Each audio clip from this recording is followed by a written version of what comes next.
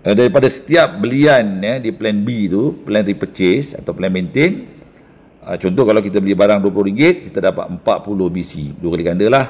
Kalau kita beli barang sebanyak RM150, kita dapat 300 BC. Kalau RM200 kali 2 dapat 400 BC. Poin-poin ini orang boleh kumpul sehingga boleh membeli atau menebus hadiah-hadiah yang ditawarkan, macam jam tangan, bedak, beg, power bank, basikal, beg tangan, periuk, bantal, pinggan mangkuk, boleh ditebus.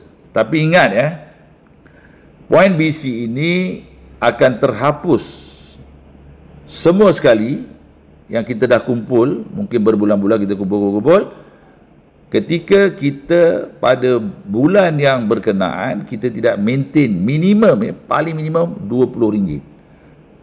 Kalau korang tak beli barang RM20 pada bulan berkenaan, semua poin BC itu akan terhapus.